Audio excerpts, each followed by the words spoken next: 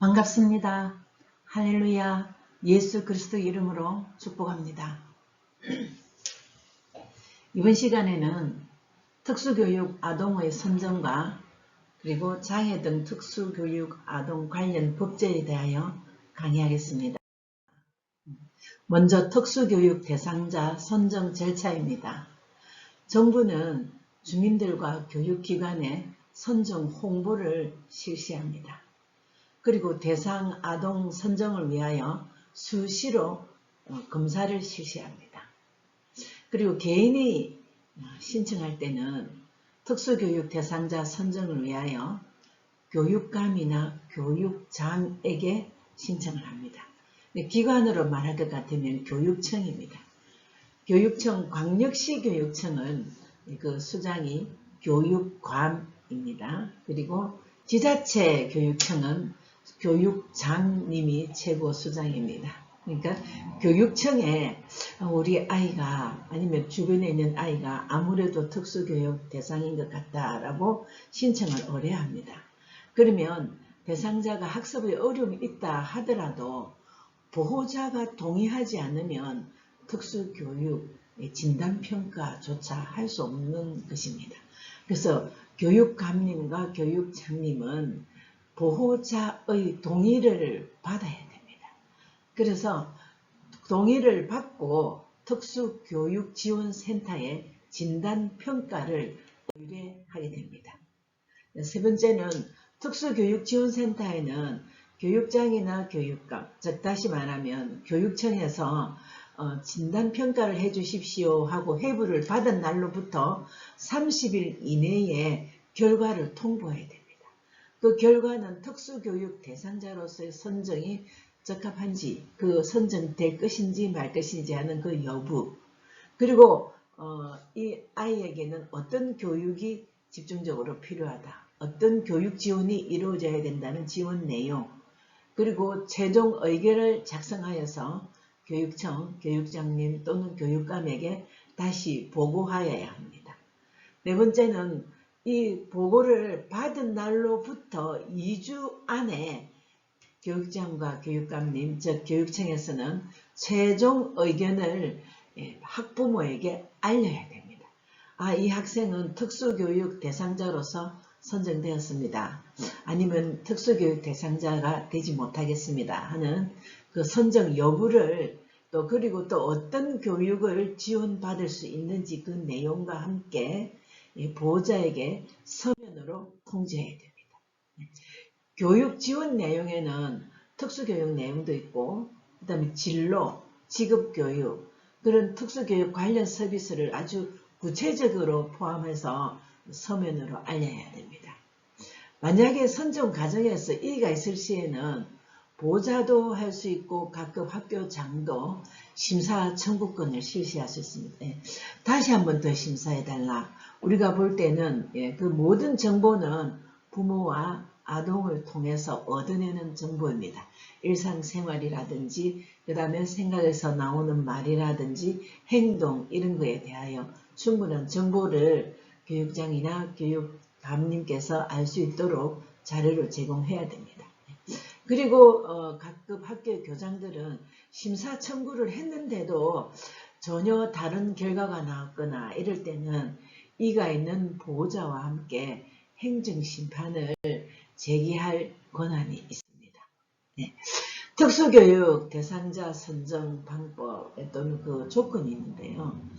병원이나 개인 발달센터 또는 치료센터에서 받는 진단서나 소견서를 꼭 부모가 가져와야 됩니다. 이게 부모가 신청을 하고 그다음 그 신청에 따라서 부모 요구에 따라서 교육청에서는 전문센터에다가 전문기관에다가 그 소견을 진단을 의뢰를 합니다. 그럼 그것을 다시 교육청으로 회부하면 교육청은 다시 부모에게 보내줍니다. 네, 그래서 부모는 꼭 그 진단서 및 소견서를 소지하고 있다가 특수교육 대상자 선정 이제 완전히 결정 날 때 그것을 제출해야 됩니다. 그리고 그 특수교육 대상 유아가 어떤 교육기관에 다니고 있으면 재학 증명서를 제출하면 현재 자기가 있는 교육기관에서 특수교육 대상자로 지원을 받을 수 있습니다. 또 다른 곳에 배치되지 않아도 된다는 것입니다. 그리고 그때 제출 서류가 좀 몇 가지가 있는데 각 지방자치단체에 따라 다를 수도 있습니다. 치료지원 서비스 신청서, 그 다음에 개인정보 수집 및 이용 동의서, 그리고 특수교육 대상자 배치 동의서 또는 진단평가 결과 통지서 4번, 그 다음에 병의원 진단서 등입니다. 지금까지 선정 절차를 설명한 것을 도표를 한번 그려보겠습니다. 제일 첫 번째가 교육감이나 교육장님께 지역 주민과 관련한 기관의 대상으로 홍보를 실시하고, 그 다음 또 관할 구역의 어린이집, 유치원 및 학교의 영유아 또는 학생을 대상으로 수시로 선별 검사를 실시합니다. 두 번째는 부모와 학교장께서 장애의 정도, 그 다음에 영유아 및 학생을 발견했을 때 교육청 또는 교육감에게 진단평가를 의뢰하고, 진단평가는 또다시 전문기관, 의사 또는 전문진단평가센터로 의뢰가 됩니다. 분명히 이때는 부모의 동의가 있어야 합니다. 물론 특수교육 대상자 아동은 조금 지각이 떨어질 수도 있고 판단력이 없을 수 있지만 부모님은 정상 부모이기 때문에 동의가 있어야 됩니다. 다음에 마지막으로 그 진단평가에 대해서 순조롭게 이렇게 선정이 되면 되는데, 순조롭게 선정이 되지 못했다 싶을 때는 다시 재심사 청구권을 실시할 수 있고, 그래도 이의가 있으면은 다시 이의를 제기할 수 있습니다. 행정 심판까지도 요구할 수 있습니다. 그 다음에 특수교육 지원 대상자 혜택. 요즘 많이 복지까지 특수교육뿐만 아니라 교육 서비스 또 교육 복지까지 그리고 장애아동의 지원까지 법으로 제정되어 있기 때문에 제법 많이 있습니다. 특수학교에 배치를 될 때 입학급, 그리고 수업료, 그다음 교과용 도서, 급식비 이런 게 다 국가나 지방자치단체에서 부담하게 되어 있습니다. 그리고 그 학교에서 운영 지원비도 받을 수 있습니다. 장애아동을 유치하려면은 그 장애아동에게 필요한 시설이라든지 교구라든지 특별한 비용이 필요할 것입니다. 그래서 운영 지원비, 그리고 그 아이들이 마음대로 통학할 수 있도록 편안하게 통학할 수 있도록 통학비, 현장 체험 학습비, 국가나 지방자치단체에서 부담할 수 있습니다. 때로는 이렇게 정신지체나 발달장애나 이런 뿐만 아니라 어떤 그 신체적으로도 물리치료나 자급치료가 필요할 때는, 옛날에는 물리치료나 자급치료를 한 가지만 선택하게 되어 있었는데 지금은 중복적으로 지원 가능합니다. 국가 기본 의무교육은 우리 대한민국은 유치원이 무상교육이고 초등이 무상교육이고 중등까지가 무상교육입니다. 다시 말하면 의무교육이 유초중입니다. 근데 특수교육을 받아야 될 그 대상자들은 중학교까지만 공부하면 안 되잖아요. 고등학교도 가야 되잖아요. 그리고 유치원 들어오기 전에 어린이집도 가야 되잖아요. 만 3세 미만 아이들, 영아도 특수교육이 필요한 아이들에게도 지원이 됩니다. 그래서 특수유치원과 고등학교까지도 국가나 지방자치단체에서 의무적으로 지원해 줄 수 있습니다. 또 어떨 때는 정보고등학교나 고등학교 하면 전공과가 있습니다. 전공과도 비록 이 학생이 지체는 좀 이렇게 돌아가고 마음대로 안 되지만 내가 그림을 전공을 하고 싶다든지 아니면 내가 제빵을 하고 싶다든지 이제 이러면 그런 전공과 지원도 물질적인 지원과 그다음에 특수학급에 배치된 그런 것이 준비되어 있는 학교에 배치할 수 있도록 무상교육을 받을 수 있습니다. 그리고 교육부 국립특수교육원의 특수교육 통계가 있는데 이걸 보면 이렇게 해마다 그 수요가 늘어난다는 것을 알 수 있습니다. 보통 특수교육법에서는 3년 간격으로 재조사를 합니다. 그래서 이제 몇 년 전에 나온 책을 보면 2022년 기준이 아니라 뭐 2016년 기준 이렇게 되어 있을 겁니다. 그때 하고 지금 이제 또 강의 시간에 듣는 2022년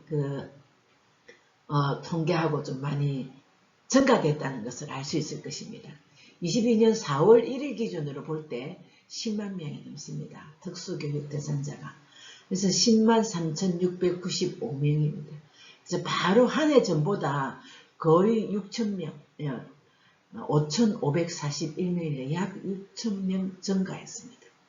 그리고 중, 고등, 전공과를 포함한 중등 특수교육 대상자가 전체의 45%를 차지합니다. 그러니까 유치원도 있고 초등도 있고 그 다음에 또 중등도 있고 이랬는데 그 유초 어린이집 다 합친 것과 거의 비슷한 숫자 45%가 중학교, 고등학교에서 특수교육을 받는 대상이라고 할 수 있습니다. 특수교육 대상자를 이제 어떻게 배치하는가는 대강 표를 한번 보면은 특수교육 대상자들은 분리 환경에서도 할 수 있고 아니면 일반 환경 내에 통합교육을 할 수도 있습니다. 분리 환경은 특별한 특수교육 대상자들만 모아서 교육을 시키는 시설이 또 있을 수 있습니다. 그리고 가정에 와서 지원해 줄 수도 있습니다. 보호자와 아동을 직접 가정에 와서 이거를 순회 교육이라 하고 또 시설은 파견 교육이라고 합니다. 병원 같은 데도 있고 센터도 있는데요. 병원에는 파견될 수 있습니다. 전문 교사가. 그리고 또 센터에서 또 전문적인 시설과 교사를 배치해 두고 학생들을 배치합니다. 그리고 원격 교육. 집에서도 할 수 있도록 원격 교육이 이제 지원됩니다. 그리고 또 특수 학교를 만들어서 장애 아동들만, 특수교육 대상자들만 모아서 교육하는 기숙제 학교도 있고 통학제 학교도 있습니다. 우리가 보통 이제 아침에 등교 시간에 보면은 이제 노란 색깔 쓰여진 차 중에서 장애 학교 차가 이제 많이 다니는 걸 볼 수 있습니다. 그런 학교는 이제 통학제죠. 그리고 이럴 때는 학교 간 교류를 해서 통합교육을 할 수 있습니다. 특수학교와 일반 학교가 서로 교류하고 협력해서 통합교육을 할 수 있습니다. 좀 말하자면 특수교육 대상자들에게는 좀 제한적이라고 할 수 있습니다. 그 다음 일반 교육 환경 내에서 통합교육을 받는 그런 곳에 배치되는 학생들도 있습니다. 자, 하루 종일 일반 교육 학교에 이제 있기도 하고, 그 다음 시간제로 몇 시간은 특수아동들과 있고 몇 시간은 통합교육에 가고 하는 이런 시간제로 교육하는 통합교육이 있습니다. 그리고 또 순회 교사를 파견해 주면서 일반 학급에 온종일 그리고 아니면 입학해서 졸업할 때까지 있는 그런 통합학급도 있을 수 있습니다. 교수님이 운영하는 교육기관에서는 이렇게 입학해서 졸업할 때까지 일반 비장애 아동과 특수교육 대상 아동이 함께 수업을 하였습니다. 그래서 일반 학급 내에서 특수교육을 받았고 교육청에서 순회 교사가 와서 그 아이만 붙잡고 특별한 교육을 하는 시간이 있었습니다. 이것은 이제 분리 환경 내에서 특수교육을 받는 것보다는 훨씬 포함적이고 포괄적이고 넓다고 할 수 있습니다. 다음엔 특수교육법과 기타 관련 법입니다.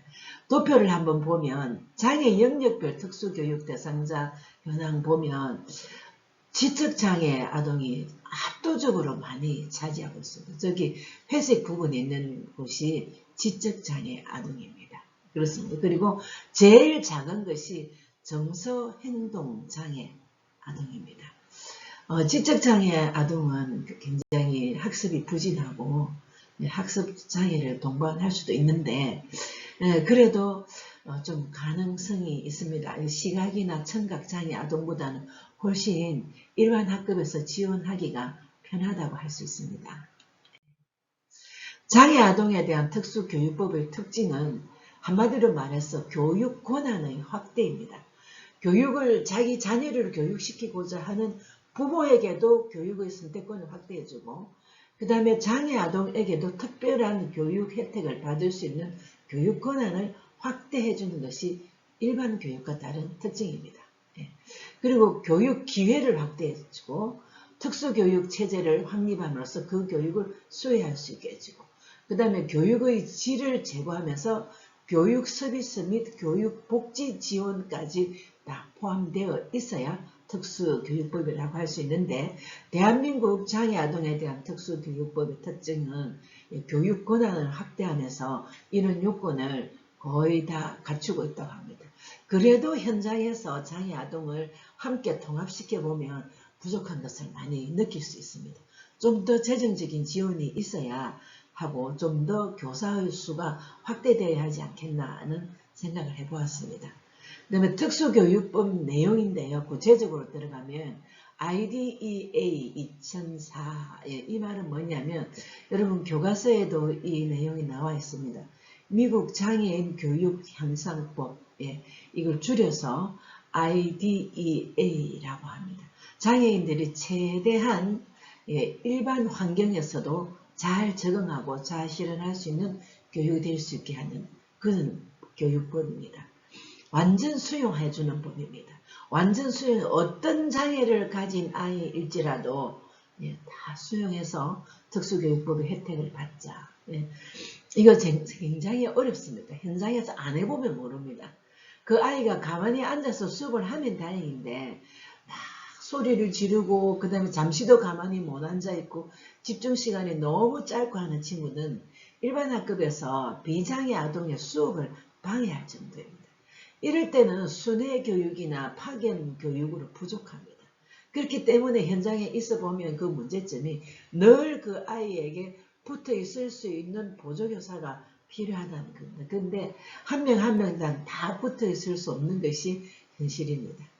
그 다음 비차별적 판별과 평가가 꼭 이들에게 제공되어야 되는데 인종이나 문화나 빈부의 차, 즉 비용을 부담할 수 있는 사람과 부담할 수 없는 사람을 어떤 차이를 고려해서 특수교육의 대상자로 판별받는다든지 이런 것은 없어야 된다. 그래서 국가에서 다 무상으로 합니다.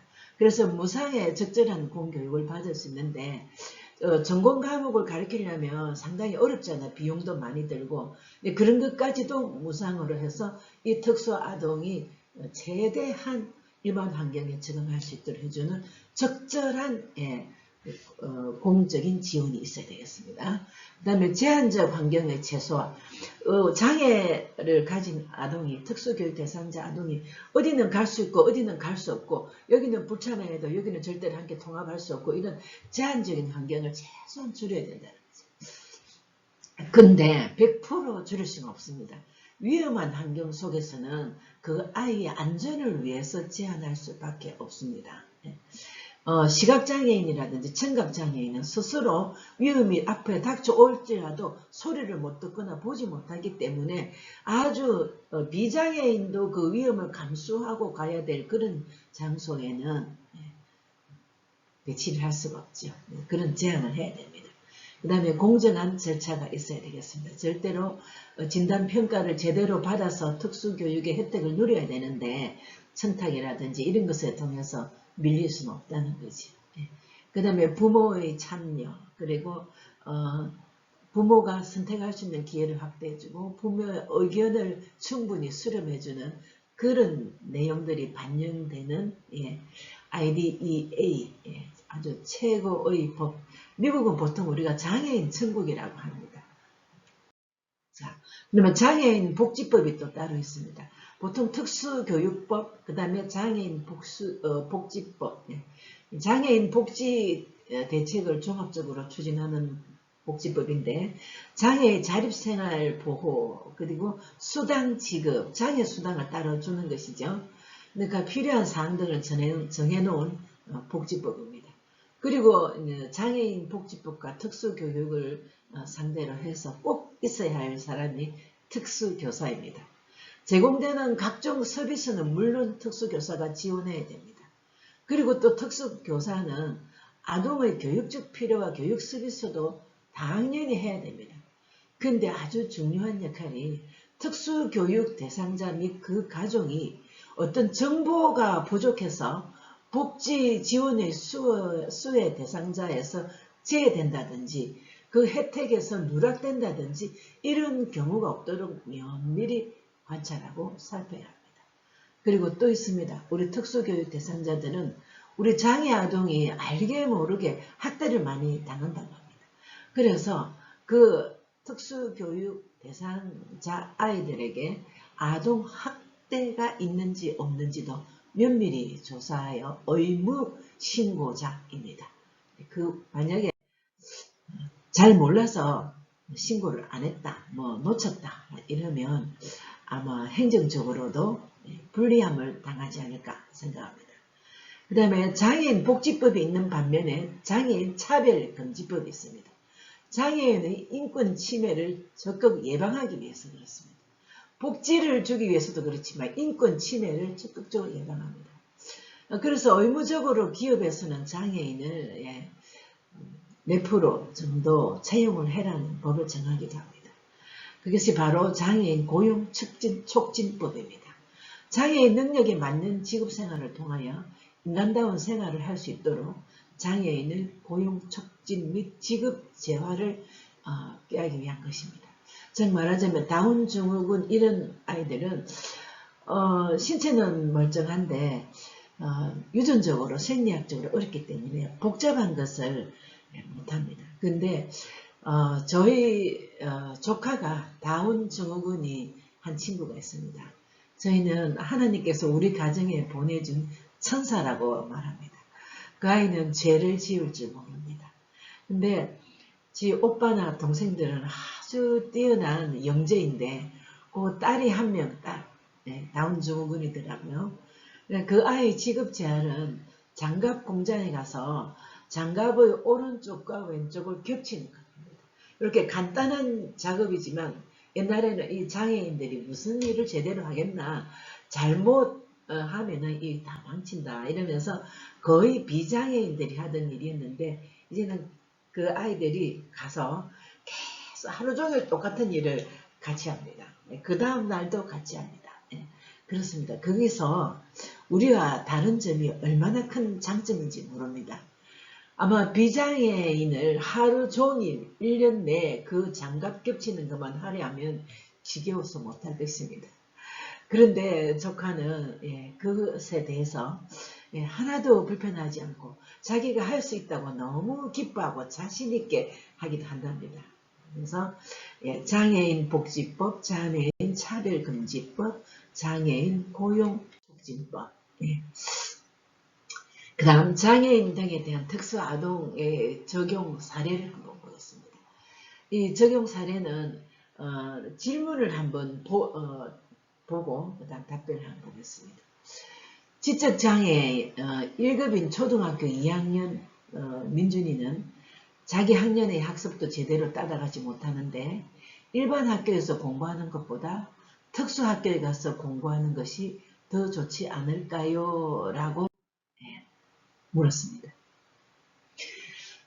이런 질문은 교육청이나 교육감, 교육장님께 할 수 있고 그 다음 일반 학교에 배치되었을 때에 그 학교장에게 말할 수 있습니다. 응답입니다. 특수교육법 제17조 2항 교육장 또는 교육감은 제1항에 따라 특수교육 대상자를 배치할 때는 특수교육 대상자의 장애 정도, 능력, 보호자의 의견 등을 종합적으로 판단하여 거주에서 가장 가까운 곳에 배치해야 한다 라고 정하고 있습니다. 따라서 장애가 있어도 부모와 아동이 통합교육을 희망하는 경우 집에서 가까운 일반 학교에 다닐 권리가 있습니다. 외국은 점차 특수학교가 감소되고 있는 추세입니다. 우리나라도 점차 이동수단이나 학교 편의시설, 특수학급, 교육의 질이 높아진다면 특수학급이나 일반 학급에서 교육받는 수혜율이 점차 높아질 것입니다. 그렇습니다. 부모는 무조건 특수학교에 가야 되지 않을까요? 그 다음에 또 일반 학급에서 맡은 교사가 우리가 일반 학급에서 이 아이를 맡기가 너무 힘들다. 그러므로 이 일반 학교를 제외하고 특수학교에 교육받을 수 있도록 배치해 주십시오. 이런 요청이 있으면 아마 이 질문은 교사가 한 것 같아요. 예, 그러면 법적으로 장애가 있어서 특수교육 대상자가 선정되었으면 집에서 가장 이동수단으로서 제일 이동거리가 제일 좋고 그 다음에 편리한 곳에 다닐 권리가 있다라고 답변을 한 것입니다. 예, 그렇습니다. 여러 가지 판결과 법제가 있는데 우리는 모든 법제를 통하여서 우리 장애, 아동, 특수교육 대상자, 물론 선천적으로 이렇게 되는 사람들도 있지만 우리의 형제와 우리의 이웃과 우리의 자녀들이 언제 어떤 사고로 장애 아동이 될 수 있고 특수교육 대상자가 될 수 있을지 모릅니다. 그래서 우리는 이런 법이 있기 때문에 지키는 것이 아니라 이 법이 있기 전에 우리는 성경적으로 하나님의 뜻을 따라 이웃사랑을 실천해야 되겠습니다. 다음 시간에 뵙겠습니다. 수고하셨습니다.